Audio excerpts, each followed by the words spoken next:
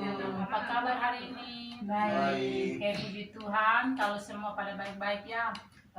Terima kasih buat mama-mama yang sudah meluangkan waktunya hari ini untuk kita belajar bersama-sama. Sebelum kita memulai kegiatan kita, mari kita berdoa di dalam hati kita masing-masing. Berdoa mulai.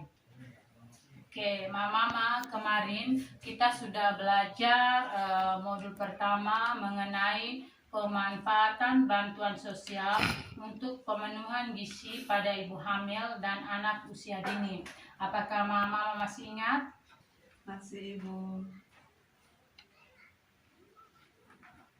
Kemarin kita belajar tuh tentang bantuan sosial dan pemanfaatan sosial. Oke, ingat. Nah, sekarang kita lanjut pertemuan kali ini kita akan membahas langkah 2, yaitu mengidentifikasi bahan pangan yang ada di lingkungan sekitar kita.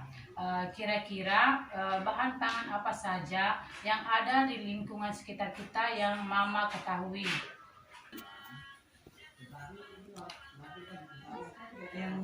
Yang kami ketahui ada beras, ada ubi, pepaya, bayam. Itu adalah bahan pangan yang ada di sekitar kita.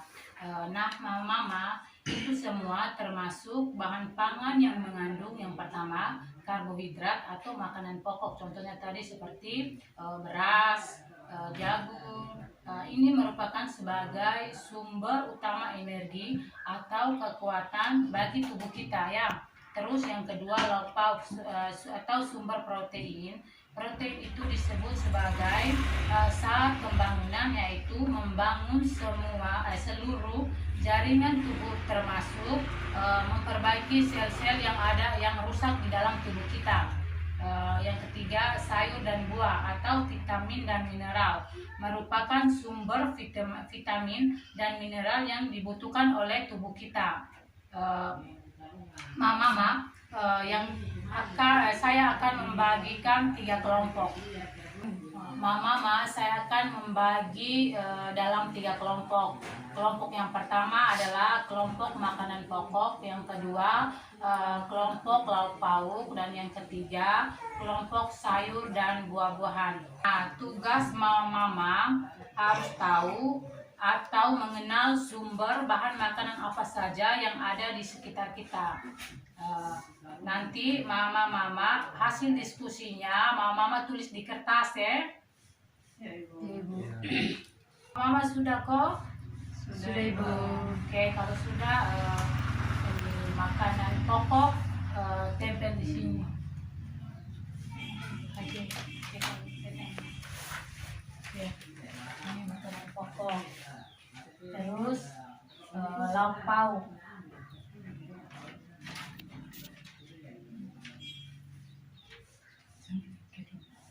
Terus ini kelompok sayur dan buah-buahan.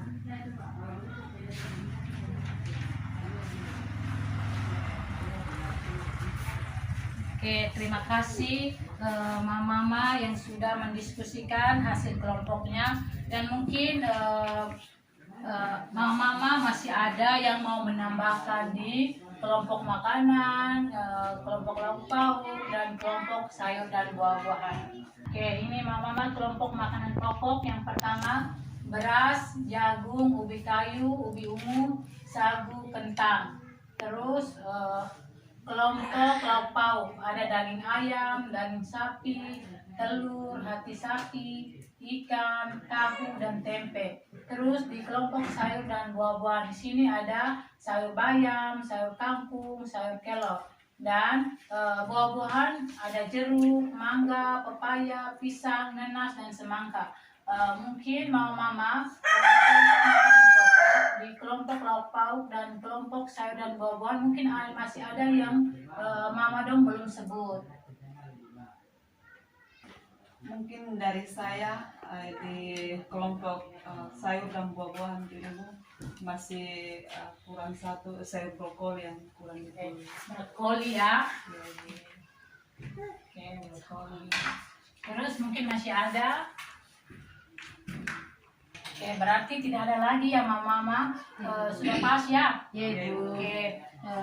Nah, ini yang mama-mama contoh dari jenis-jenis makanan yang bisa kita gunakan dan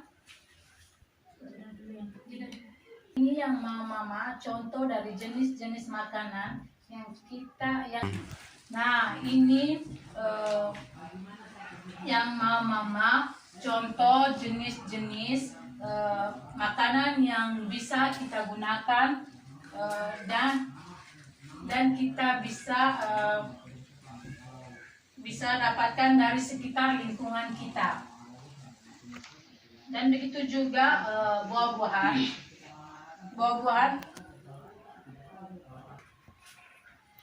Nah, setelah kita tahu jenis makanan pokok, lauk pauk, sayur dan buah-buahan yang mana harus memenuhi gizi seimbang.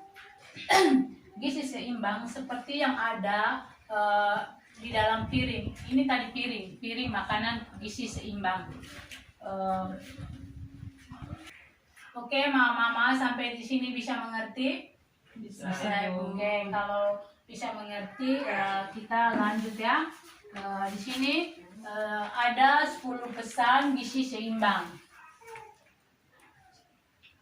Ya, ada 10 pesan gizi seimbang. Ayo. Oke, di sini ada 10 pesan gizi seimbang. Siapa yang mau baca? Saya, Ibu. Oke, ayo. Yang pertama, syukuri dan nikmati keanekaragaman makanan. Yang kedua, memperbanyak makanan buah-buah dan sayur. Yang ketiga, biasakan mengonsumsi lauk pauk. 4, biasakan mengonsumsi aneka ragam makanan pokok. Yang kelima, batasi konsumsi pangan, asin dan berlemak. Biasakan sarapan pagi. Biasakan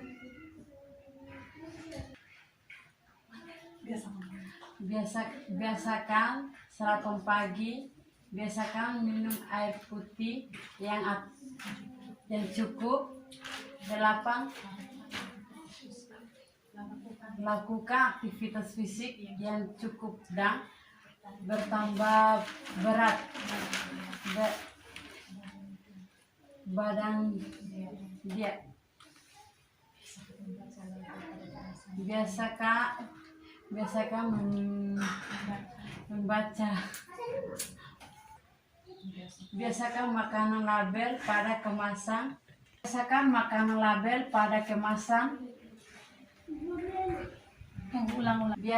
membaca label pada kemasan makanan. Cuci tangan pakai sabun dan air bersih mengalir. Oke, ini adalah pesan kunci dari gizi seimbang. Mama mungkin sampai di sini ada pertanyaan mama? Semua sudah mengerti? Oke, jadi berdasarkan pelajaran kita hari ini mama mengenai gizi seimbang, isi piringku, menu seimbang, itu harus kita praktekkan di rumah. Jadi bantuan sosial yang mama dapat dan pakai menggunakan sebaik-baiknya untuk memenuhi kebutuhan gizi seimbang, bukan untuk hal-hal yang lainnya. Oke mama? Ya Ibu. Oke, jadi pertemuan kita kali ini sampai di sini. Semoga apa yang kita dapatkan hari ini bisa bermanfaat buat kita semua. Terima kasih. Terima kasih Ibu. Begitu ya, Bro?